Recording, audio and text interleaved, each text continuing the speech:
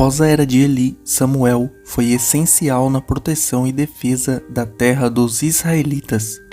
Samuel serviu em primeiro lugar como profeta e intérprete da vontade de Deus.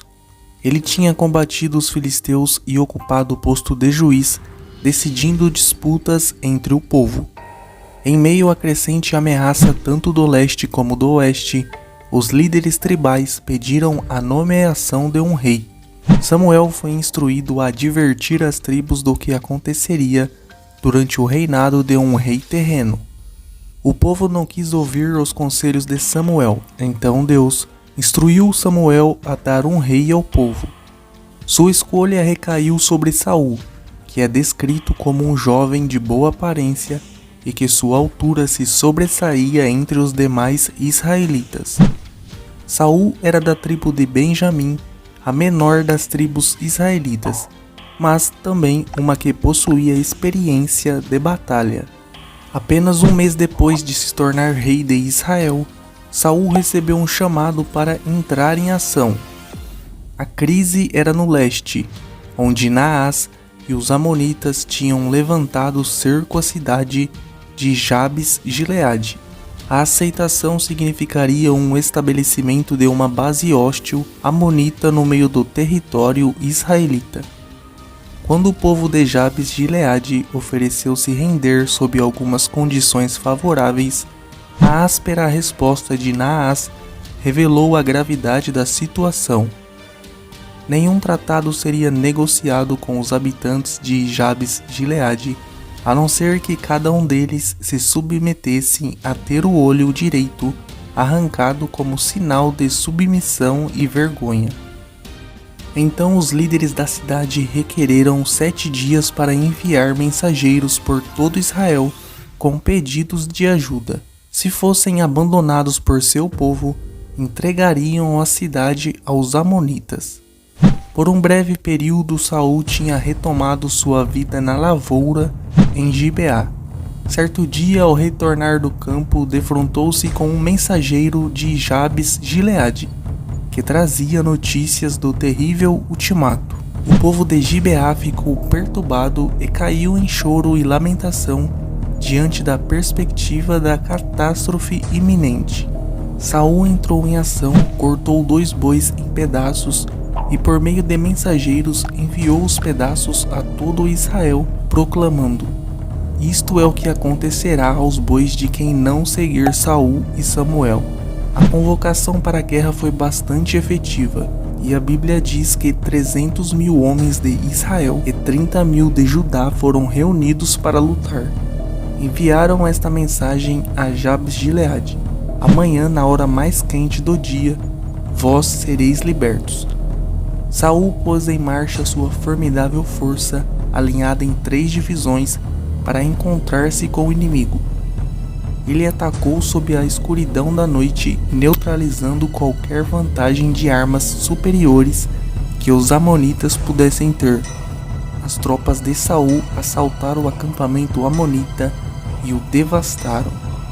Os amonitas sobreviventes foram dispersados em tamanha desordem que, segundo a Bíblia, não ficaram 2 deles juntos. A suspensão do cerco de Jabes-Gileade trouxe a Saul extraordinário prestígio, e em Gilgal todo Israel confirmou sua posição como seu soberano. Quando ainda comemorava a vitória contra os amonitas, o novo e animado rei fazia preparativos para expulsar os filisteus de seu país. O livro de 1 Samuel mostra claramente o tipo de poder que os filisteus, a nação chamada Filístia, tinha sobre Israel naquele tempo. Os filisteus não estabeleceram seu próprio governo para governar Israel. Eles permitiram que o povo de Israel governasse a si mesmo. Quando o povo de Israel nomeou um rei, os filisteus não o impediram. Mesmo quando o rei Saul reuniu um exército para lutar contra Amon, os filisteus também não o impediram. Na verdade, eles provavelmente aprovaram. O sucesso de Saul contra Amon tornou o próprio país dos filisteus mais seguro. No entanto, os filisteus ainda estavam controlando Israel. Eles não permitiram que ninguém em Israel trabalhasse com ferro. Para isso, eles enviaram grupos de seus soldados para Israel. Esses soldados estabeleceram bases em Gibeá e provavelmente em outros lugares também.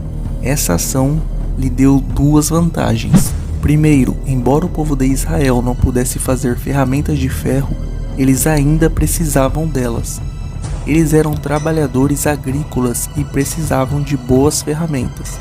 Então eles tiveram que ir para a Filístia. Os filisteus vendiam essas ferramentas e faziam as ferramentas afiadas. Os preços eram caros, foi um bom negócio para os homens da Filístia. Segundo, o exército de Israel não tinha o equipamento adequado. Em particular, as espadas eram muito raras em Israel. O resultado foi que o exército de Israel era mais fraco que o exército da Filístia. Parecia improvável que os homens de Israel pudessem derrotar os filisteus. Assim, os filisteus continuariam a controlar Israel dessa maneira. Por isso, diante do avanço dos filisteus, um dos grandes desafios de Saul, no início de seu reinado, seria derrotá-los e subjugá-los. Assim, o rei mobilizou 3.000 soldados, dividindo-os em 2 pelotões, 2.000 com o rei em Miquimás e nos montes de Betel, e 1.000 com seu filho Jonatas em Gibeá de Benjamim. Ocorreu que Jonatas atacou os filisteus em Gibeá, e a notícia se espalhou e as tropas dos filisteus começaram a se movimentar contra Saul. Diante disso, Saul mandou tocar a trombeta de convocação para a guerra por todo Israel. E todo Israel ouviu que Saul tinha destruído o destacamento dos filisteus e que agora eles odiavam os israelitas mais do que nunca. Os filisteus, ao saber da destruição daquela sua guarnição, reuniram um exército poderoso para punir os israelitas e estabelecer o seu controle daquela região. Ao ver tamanho exército, o povo de Israel correu para se esconder e alguns fugiram descendo até o rio Jordão e atravessando para o outro lado. Saul havia sido ordenado a nada fazer sem receber primeiro as instruções de Samuel, sendo-lhe dado um prazo de 7 dias para este vir até ele em Gilgal. Ele esperou, mas vendo que Samuel não aparecia e que o exército dos filisteus se aproximava e que o povo estava começando a se espalhar, no 7º dia ele desobedeceu impacientemente às ordens de Samuel e tomou a iniciativa de oferecer ele próprio o holocausto e as ofertas pacíficas, o que somente era permitido aos sacerdotes levitas. Samuel apareceu logo em seguida e repreendeu Saul por sua desobediência.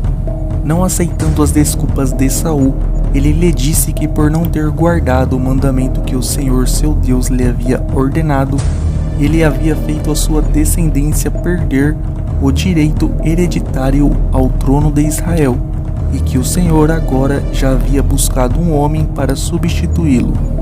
Após Samuel ter se retirado para Gibeá, onde Jonatas havia destruído a guarnição dos filisteus, Saul e Jonatas verificaram ao contar o povo que tinha apenas 600 homens com eles.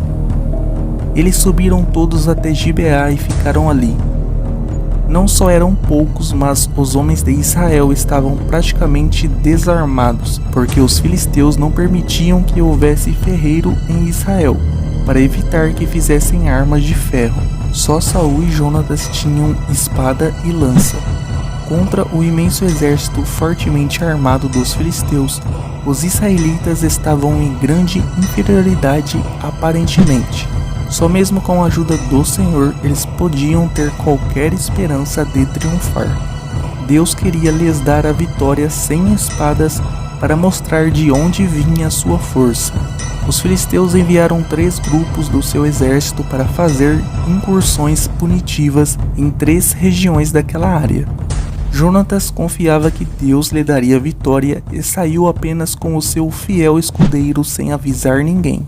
Eles atacaram um dos grupos dos filisteus e conseguiram matar perto de 20 deles.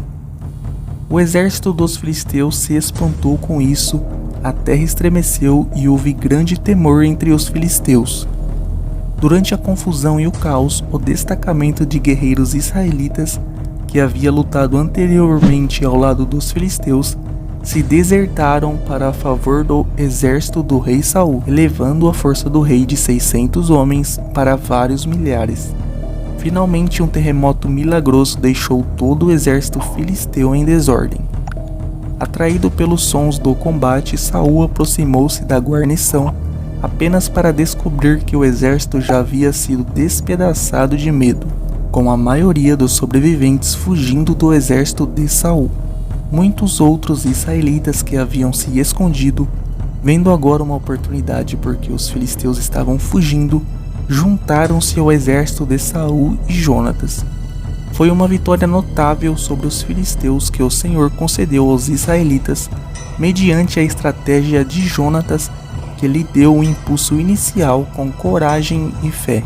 Saul, desejoso de se vingar dos seus inimigos e negligenciando as necessidades de seus próprios soldados, havia feito um voto precipitado, amaldiçoando quem comesse antes do anoitecer.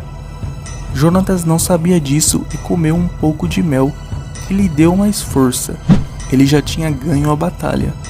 Ao saber disso, Saul resolveu matá-lo, mas o povo, reconhecendo que fora Jonatas junto com Deus que lhes ganhara a batalha aquele dia, não permitiu que o fizesse. Começamos aqui a ver o lado egoísta e sanguinário de Saul.